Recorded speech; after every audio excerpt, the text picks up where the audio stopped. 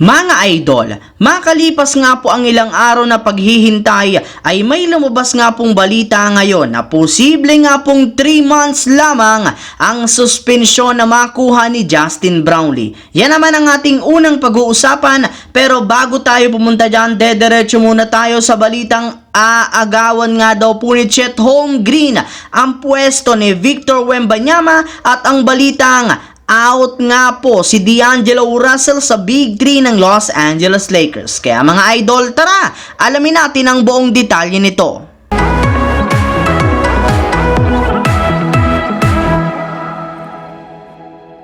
Ang videong ito mga idol ay hatid sa inyo ng Aurora Game, isang play-to-earn mobile app na kung saan pwede kang kumita habang nag-e-enjoy ka. Maraming mga games dito mga idol gaya ng Color Game na alam kong siguradong mananalo kayo. Dragon versus Tiger na simple lang, pipili ka lang kung Dragon ba o Tiger ang mananalo. Meron ding Toss a Coin na alam kong alam nyo na at marami pang iba. Sobrang dali lang mag-register, gamit lang ang iyong mobile number, hintayin ang verification code at gumawa ng password. Madali lang din mag-cash in at pag panalo, cash out agad gamit ang iyong GCash account. Kaya ano pang hinihintay nyo mga idol?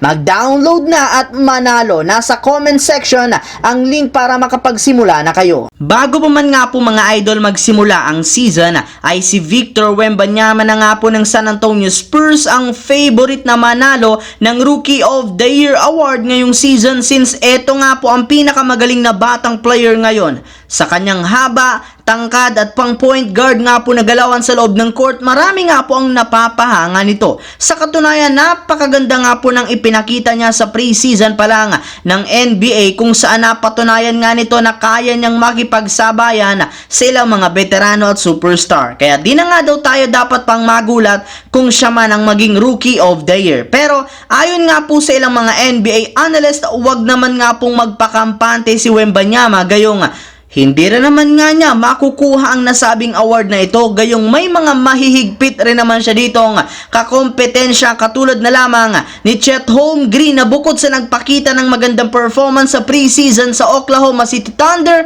balak rin naman nga nitong kunin at agawin kay Wembanyama ang Rookie of the Year award. Kaya mukhang magiging kaabang-abang nga po ang rivalry ngayong season na ito. Samantala, pumunta naman tayo sa ating sunod na pag-uusapan sa balitang out na nga daw po si D'Angelo Russell sa Big 3 ng Los Angeles Lakers. Bakit kaya? Alam naman nga po ninyo na simula nga po nung sumali si D'Angelo Russell sa Lakers last season, siya na nga po ang naging ikatlong superstar o third star ng kanilang kupunan, sunod kina Anthony Davis at LeBron. Ngunit sa kasamaang palad, sa pagpasok nga po ng bagong season, magbabago na rin naman ito, gayong hindi na nga po si D'Angelo Russell ang third option ng Lakers sa opensa, bagkus eto nga po ay nakuha na ng kanilang batang guard na si Austin Reeves. Matapos nga pong lumamia ang laruan ni Russell sa kanilang playoff series kontra sa Denver Nuggets, mas pinili na nga po ni Coach Darvin Ham na baguhin ang rotation ng kanilang opensa sa kanilang mga laban. Habang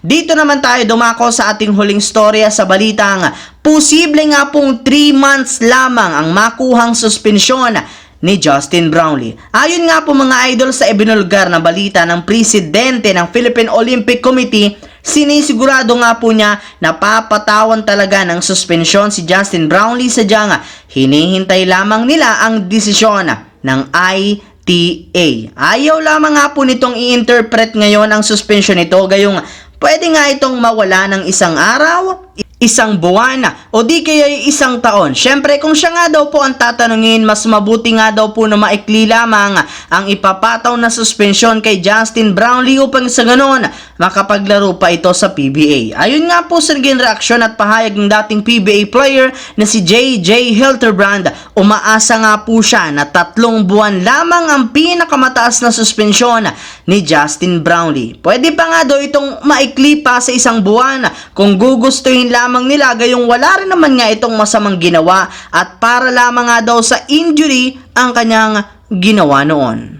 So yun lamang mga idol ang ating bagong video ngayon na ating pinag-usapan dito. Once again, This is your J-Zone TV. Don't forget to subscribe at syempre pindutin ang notification bell sa akin channel para lagi kayo maging updated sa mga videos na pinapalabas ko. Isang malaking shoutout sa lahat ng Solid J-Zone TV dyan.